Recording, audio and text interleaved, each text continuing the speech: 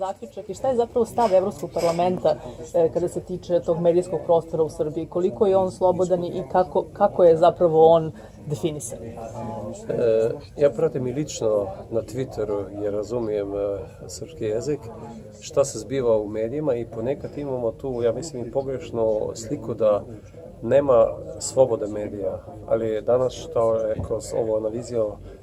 medija metara, jasno da ima tu veliki diverzitet, da ima i pro i kontra, žao ima previše i onih negativnih informacija u svima, ne samo o opoziciji ili poziciji, ponekad i previše ili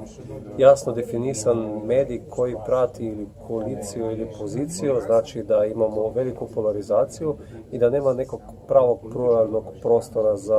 za ljudi da dobiju neku više objektivnu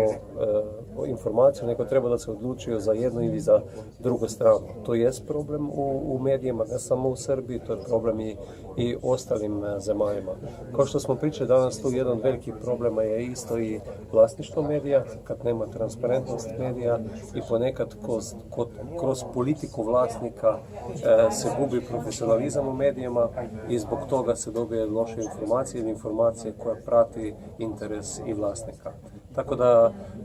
kao što smo vidjeli danas, svakako je zaključak da ne možemo govoriti o tome da nema slobode medija u Srbiji, ali da ima, kao što su kazali ljudi, ponekad problem sa outcome-om, što dođe van, što jest u medijama i to što je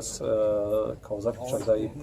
i se previše polarizira društvo i na kraju nemaš nekih objektivnih faktova, kao što smo pričali tu recimo unutar odnosa Evropske unije,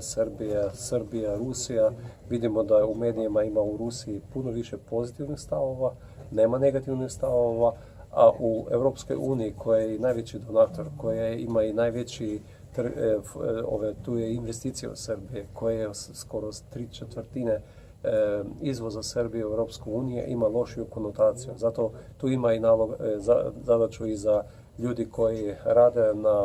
u Evropskoj uniji, da isto puno aktivnije da dolazimo unutar Srbije i da ljudi dobiju više informacije i da ima i onih pozitivnih informacija o stvarima koje mislim da su jako značajne za budući razvoj Srbije i za prosperitet vaših ljudi. Hvala najviše. Hvala mnogo.